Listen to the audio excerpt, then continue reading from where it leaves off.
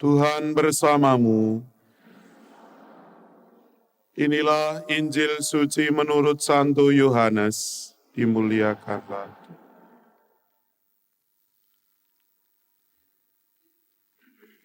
Sekali peristiwa Yesus berangkat dari Samaria dan pergi ke Galilea, sebab ia sendiri telah bersaksi bahwa seorang nabi tidak dihormati di negerinya sendiri. Setelah Yesus tiba di Galilea, orang-orang Galilea pun menyambut dia, karena mereka telah melihat segala sesuatu yang dikerjakan Yesus di Yerusalem pada pesta itu, sebab mereka sendiri pun turut ke pesta itu. Maka Yesus kembali lagi ke Kana di Galilea, di mana ia membuat air menjadi anggur, dan di Kapernaum ada seorang pegawai istana yang anaknya sedang sakit. Ketika pegawai itu mendengar bahwa Yesus telah datang dari Yudea ke Galilea, pergilah ia kepadanya, lalu meminta supaya Yesus datang dan menyembuhkan anaknya, sebab anaknya itu hampir mati. Maka kata Yesus kepadanya, "Jika kamu tidak melihat tanda dan mukjizat, kamu tidak percaya." Pegawai istana itu berkata kepadanya, "Tuhan, datanglah sebelum anakku mati." Kata Yesus kepadanya, "Pergilah, anakmu hidup." Orang itu percaya akan perkataan yang dikatakan Yesus kepadanya, lalu pergi. Ketika ia masih di tengah jalan, hamba-hambanya telah datang kepadanya dengan kabar bahwa anaknya hidup.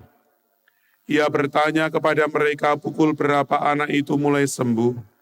Jawab mereka, "Kemarin siang pukul 1 demamnya hilang." Maka teringatlah ayah itu bahwa pada saat itulah Yesus berkata kepadanya, "Anakmu hidup." Lalu ia pun percaya, ia dan seluruh keluarganya.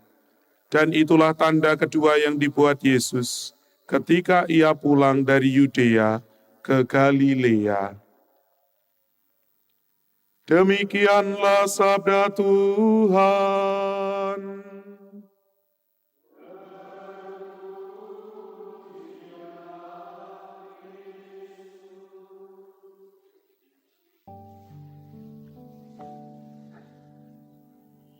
Para saudara dan saudariku yang terkasih di dalam Tuhan, pada hari ini kita mendengarkan bagaimana warta sabda Tuhan mengajak kita untuk membangun pengharapan.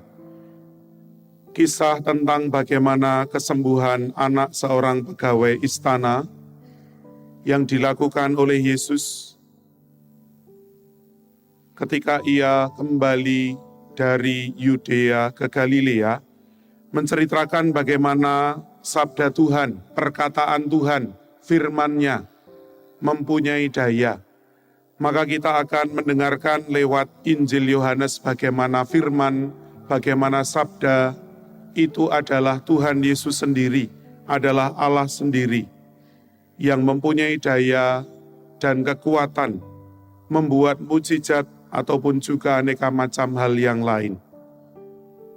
Kita membayangkan bahwa jarak antara tempat di mana Yesus berjumpa dengan pegawai istana dan rumah tempat di mana ia tinggal sebetulnya itu terbentang jarak yang jauh.